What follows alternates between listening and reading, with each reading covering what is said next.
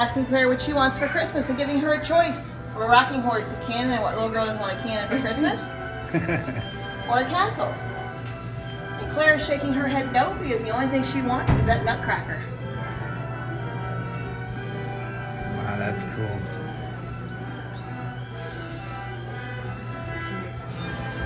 As we continue to move down, we got Christmas Day. Claire does get her nutcracker. Her brother ends up with the rocking horse in the castle. And we look underneath that rocking horse, popping up through the floorboards. We have the Rat King. Our villain makes his first appearance.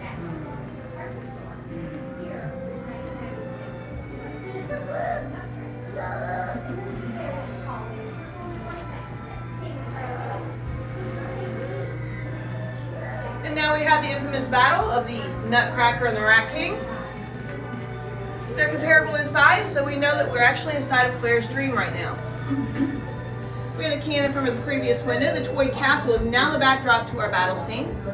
We first got the Rat King. His feather was facing the other direction. We came up, found it on the ground. The Nutcracker keeps shaking his head no, that he didn't do it. That smile gets him away.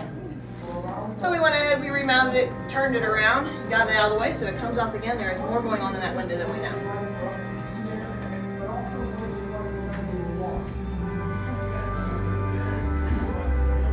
Now, as we know, good always defeats evil. We have Claire still dreaming, standing in her nightgown next to her Nutcracker. We have the Nutcracker's mother spinning in the corner. She came to us quite tattered and torn, so we had to bring in a professional seamstress to help us out with that, get her back up to what she was before, because the immense amount of beadwork and sequence work in her dress.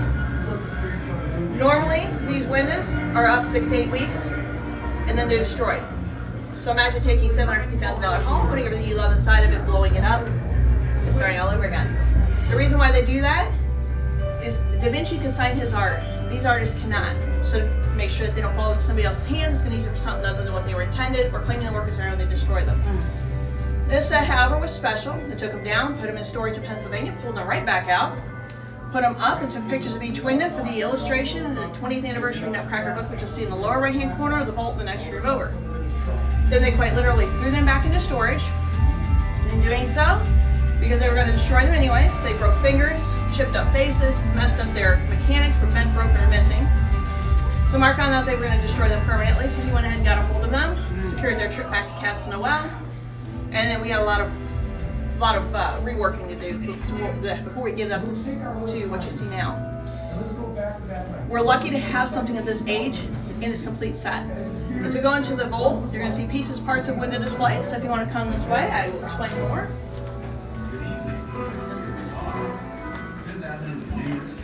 Was that true of the ones like down in Akron and Cleveland, the windows there, or was that just... That one was true as what? The destruction, destroying them? I know they were still pulling out things from Higbee's and Halley's and May Company down in Cleveland. So I don't know. I know that the artists, there's differences in levels of artistry. For that, you guys want to move on down so we can get everybody in here. I know the ones for the Nutcracker we just saw, they actually brought in a French artist from France to do those mannequins. So I'm not sure the level of artistry and what their agreements were with them in Cleveland. Because I know maybe they used them year after year. In Cleveland, sometimes they do. Cleveland, I know that. I was too young to remember. The windows, they didn't. They always change up the windows. Okay. But sometimes they would take what was in the windows in Halley's and May Company and put it in the store the following year. Okay. And I know the casino up there is using some of the items that they found in the basements and stuff when they took over the store. So how much of it, I'm not sure. In here, this is our vault. Mark is going to start putting these up in all the void hallways, because you're going to see a lot on your tour. There's still another 6,000 and 10,000 square foot storage facility off campus full of more Christmas. There are nooks and crannies in this building that I haven't seen yet that I know are full of more Christmas, because they keep oozing with more Christmas. So because these are pieces, parts, window displays, we don't have the entire set. Mark wants to get these out and get them out of storage so we can appreciate them for what they are. We have parts of the Snow Globe collection, the Circus collection, the Magic Telescope collection. We got Josephine Baker in the center in her pink feather outfit. She was a predominant jazz artist at one point. used to walk the streets of Paris with her pet leopard on a leash. So they went ahead and included that pet leopard in her exhibit. Now, on the lower right hand corner, if you don't see it now, is that Nutcracker book. We're going to loop around and come back out the other end, so you'll be able to see it when we come back out. The backdrop is over 1,000 individually placed photos by Mark himself from the window archives. Some of these, like you just saw, the Nutcracker is in there. We have the entire set. Some, like you see in this vault here, are pictured in the pictures in the back, are pieces, parts of window sets. But a large majority of those in those pictures we will never see again, because they're from the 50s all the way up to last year. The newer they are, the more likely it is we can get a whole set. The older they are, a lot of times they were gone.